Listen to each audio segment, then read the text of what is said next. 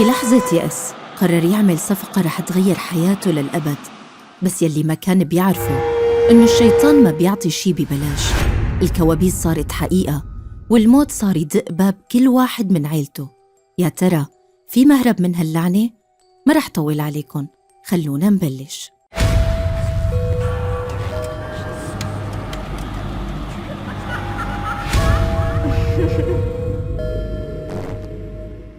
الفيلم بيبدأ بسنة 2001.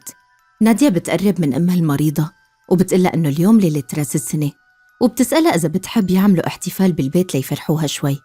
ميرنا بتطلع فيها وبتترجاها تسمع كلام أبوها لمصلحتها ومصلحة أخوها. فجأة ميرنا بتسعل وبتتقيأ دم على نادية، ونادية بتنادي أبوها وأخوها بسرعة.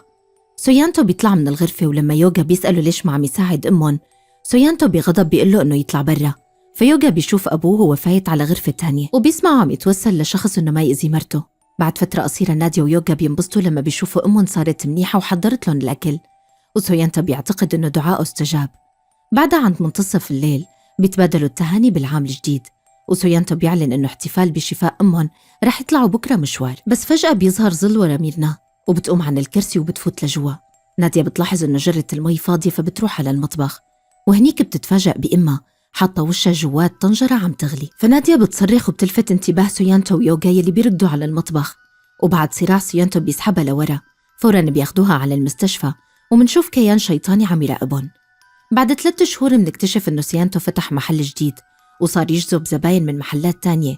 بالمقابل بالبيت يوغا بيتساءل ليش أبوه قرر يبدل البلاط بدل ما ينظف دم أمه. لتغيير الموضوع نادية بتطلب منه يساعدها بواجبها بس ما بيهتم، فبتترك الغرفة. وفجأة بلاطة بتتحرك وبلاحظها يوغا فبينادي نادية.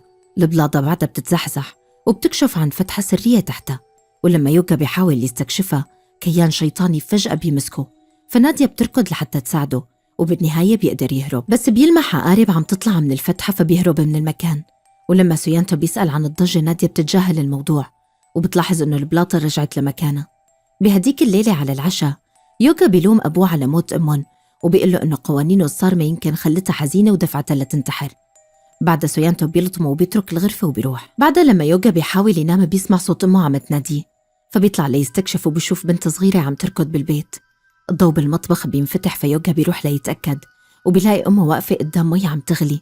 بيقرب منها بس بينصدم لما بيشوف شبح أمه يلي بيختفي فجأة. بالمقابل سويانتو بيجيب عنزة على البيت وبياخدها على الغرفة السرية. يوغا وهو عم يراقبه بالسر بيشوف شي مرعب كتير.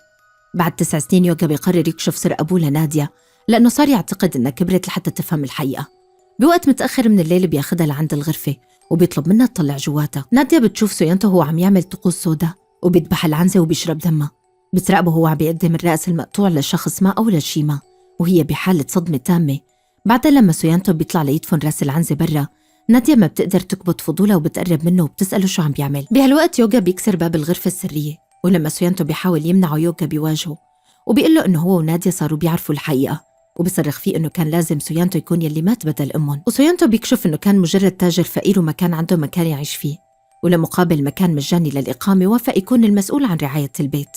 وبيحكي عن رغبته إنه يكون مثل باقي الأهالي، يقدر يأمن لهم الأكل ويدخلهم مدارس ويحقق لهم أي شيء بدهم إياه. بالبداية كان كل شيء تمام، الطقوس يلي بتتضمن راس العنزة وتجديد البيت المستمر والحفاظ على الفوضى كانت جزء من الاتفاق.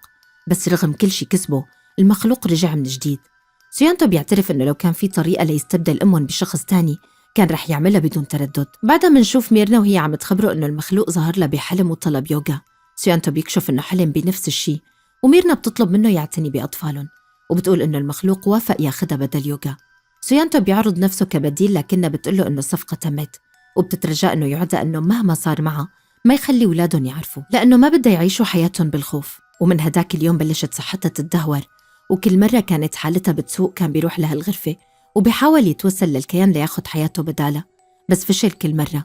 يوغا وهو مصر إنه ما بيقدر يسمح لهالشي يكمل بيفوت على الغرفة، ورغم محاولات سويانتو لمنعه بيكسر جمجمة العنزة الموجودة هنيك وبيزتها على الأرض. فجأة كل أضوية البيت بتنطفى، وسويانتو وهو مستوعب خطورة الموقف بيترجى الكيان إنه يسامح ابنه.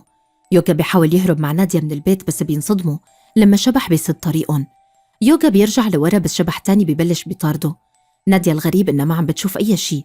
تاني يوم بالصف خلال عرض المشاريع المعلمة كانت عم تراجع أعمال الطلاب، وناديا كانت عم تعمل بحث عن طقوس السحر الأسود بجهازها، وفجأة المعلمة بتوصل جهازها للبروجيكتور، وبتصير عملية البحث تبع ناديا مرئية لكل الطلاب وببلشوا يتمسخروا عليها.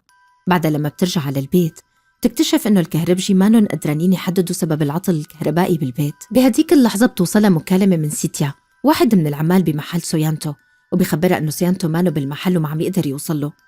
بعدها بالليل ناديا بتتصل بيوغا وبتقله إنه ما قدرت توصل لأبوها من العصر، وهلأ هي لحالها بالبيت.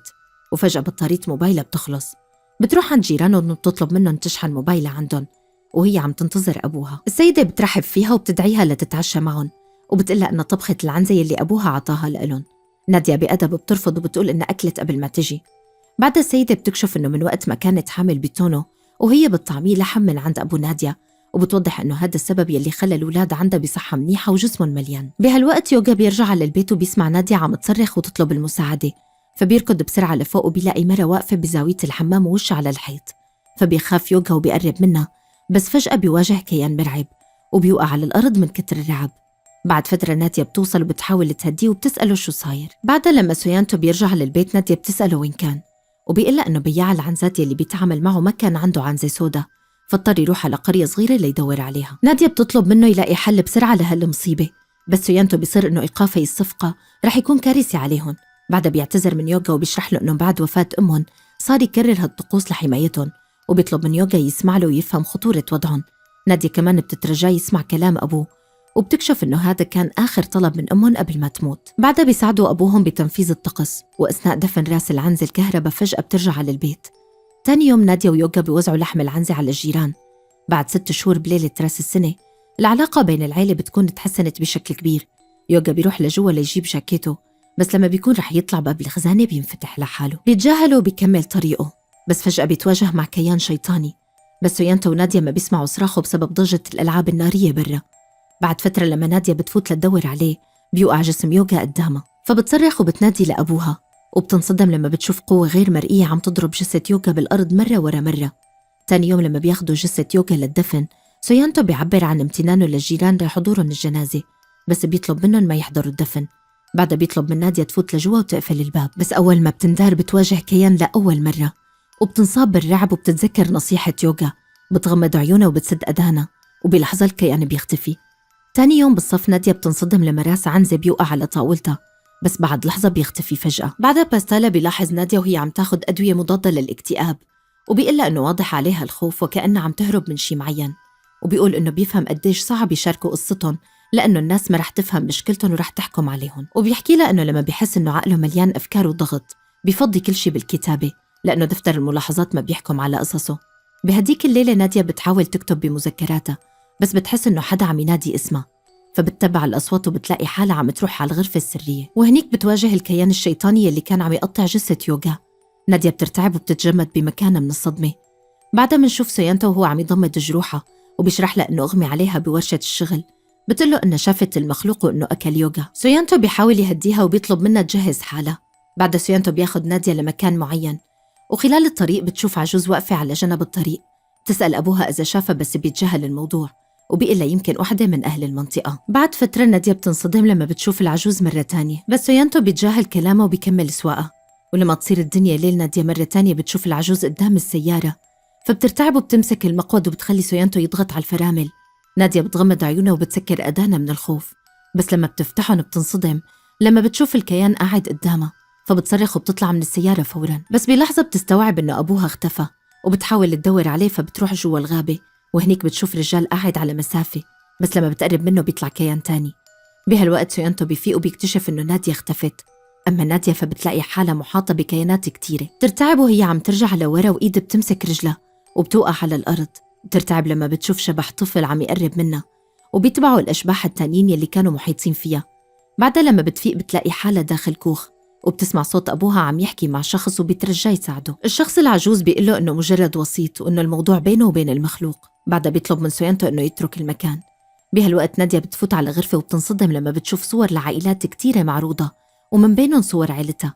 بلحظة العجوز وسويانتو بيفوتوا على الغرفة، وناديا بتقلن إنها شافت هالناس وبتسأل مين هن. فالعجوز بيرد إنه هدول هن الناس يلي ساعدهم. فناديا بتسأل ليش صورهم عليها بقع مثل صور أهلها لما الصور التانية نظيفة. العجوز بيقلها إنه البقع بتظهر لحالها لما الأشخاص بالصور بيخالفوا الاتفاق، وبيكشف إنه غير الصفقة يلي كانت مع العجوز وأبوها عمل صفقة جديدة مع المخلوق.